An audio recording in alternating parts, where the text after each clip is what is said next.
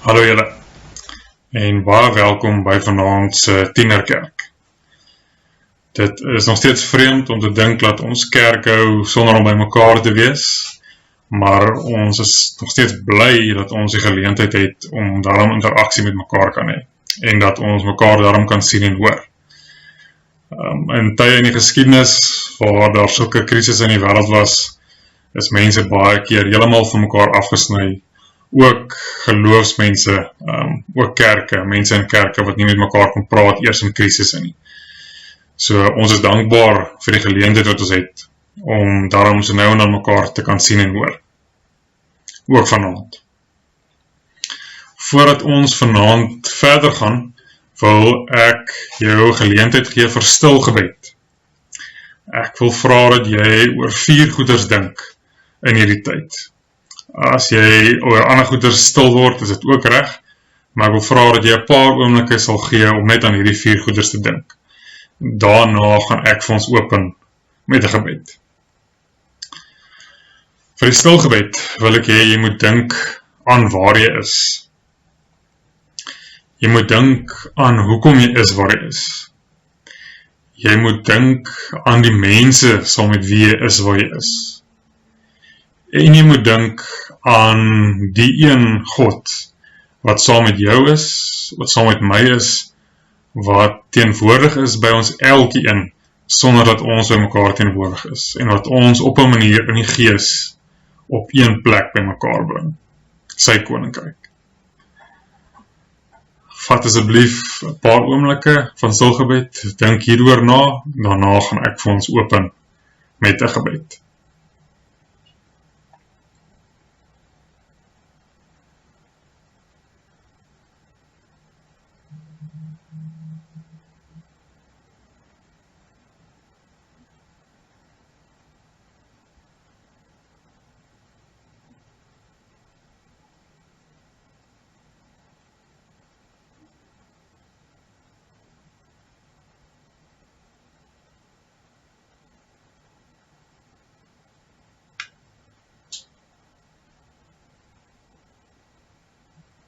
Hemelse Vader, God van die aarde, dankie vir die geleentheid wat ons het, om mekaar te kan sien en te kan hoor, en om te kan weet dat daar mense soos ons is, wat vasklou aan U. Dankie vir die geleentheid om met mekaar te kan praat, want wanneer ons twyfel, help dit ons baie, wanneer ons met ons geloofsvriende en familie kan praat. Ek wil eerstens dankie sê. Dankie vir die kos wat ons het om te eet. Dankie vir die klere wat ons het om aan te trek. En dankie vir die plekke wat ons het om te bly. Dan wil ek vra dat U ons elke dag sal herinner dat ons deel is van 'n klein groep mense in die wêreld wat gelukkig genoeg is om altyd hierdie goeders te hê. Dat 'n groot gedeelte van die bevolking van die wêreld en baie mense in ons eie land nie sekerheid het oor eers selfs net hierdie 3 goed nie. Herinner ons daaraan om hierdie mense in ons gebed te hou, in ons gebede te hou. Maar ek wil ook vra dat U ons elke dag daaraan herinner dat dit ook deel van ons taak op aarde is om 'n bydrae te maak aan die wêreld, wat maak dat daar eendag op 'n manier minder mense gaan wees wat hierdie nood het, en dat meer mense die geleentheid gaan hê om uit die plek uit te beweeg, waar net iets so eenvoudig soos hierdie 3 goed hulle bestaan gaan bedreig. Ek wil vir U vra dat U vanaand by ons sal wees, waar ons ver van mekaar af is, maar saam in die gees is, en saam dink oor U plan vir ons, U plan vir die wêreld, en oor U plan vir die hele heelal. Maak ons koppe rustig, maak ons harte warm, en gee vir ons hierdie tydjie van vrede om saam te wy aan U. Amen.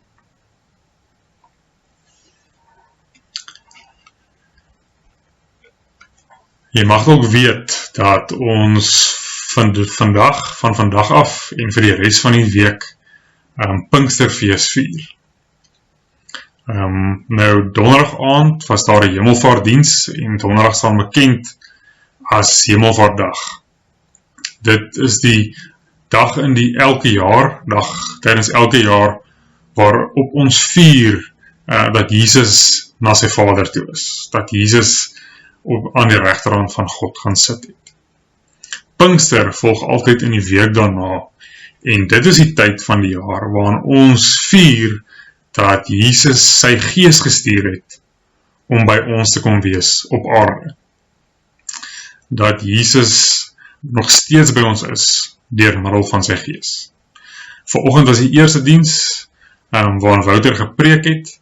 Vanaand is daar weer 'n diens en elke aand van hierdie week wat kom tot en met donderdag is daar 'n Pinkster biduur waarin hy verder gaan praat oor hierdie temas. Ek wil jou aanmoedig om elkeen van hierdie by te woon. Dit gaan vir jou iets beteken. Verlede week het ons gepraat oor die lewe na die dood. Hierdie week praat ons oor 'n tema wat baie dieselfde is, of dat ek eerder sê wat dieselfde tipe van emosies by mense uitlok. En dit is die tema van die sogenaamde eindtyd en eindtydvoorspellings.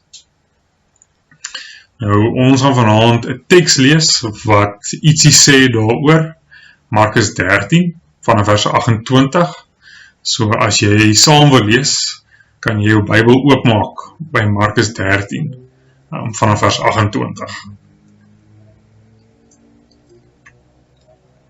Ek lees vir ons voort. Jesus is aan die woord, hy is besig om te praat, en hy sê dan die volgende in vers 28.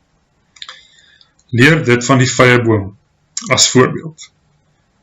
Wanneer sy takke al sag word en hy blare kry, weet julle die somer is naby. So moet julle ook, wanneer julle hierdie dinge sien gebeur, weet dat die tyd naby is voor die deur. Dit verseker ek julle, nog in die leeftyd van hierdie geslag sal dit alles gebeur. Die hemel en die aarde sal vergaan, maar my woorde nooit. Maar niemand weet wanneer daardie dag en uur kom nie. Selfs nie die engele in die hemel nie, selfs nie die seun nie. Net die Vader weet dit. Wees op julle hoede, wees waaksaam, omdat julle nie weet wanneer die tyd daar is nie. Dit is soos 'n man wat ver weggegaan en sy huis onder beheer van sy slawe gelaat het. Hy het vir elkeen sy werk gegee en die deurwagter beveel om waaksaam te bly. Bly dus waaksaam, omdat julle nie weet wanneer die huiseienaar kom nie, in die aand of middernag, of met hane kraai, of die môre vroeg nie. Sodat wanneer hy onverwags kom, hy julle nie aan die slaap kry nie. En wat ek vir julle sê ek vir almal, bly waaksaam.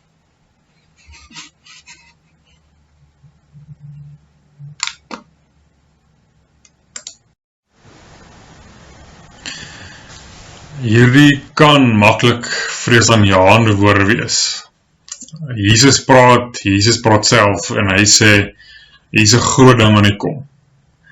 En 2000 jaar gelede al, toe hy gepraat het hy gesê, vir daai mense, dat daar reeds in hulle geslag so iets gaan gebeur, dat hulle daarvoor moet reg wees, dat daar in hulle lewenstyd 'n groot ding gaan gebeur, wat niemand kan voorspel nie, maar hulle moet weet iets gaan gebeur.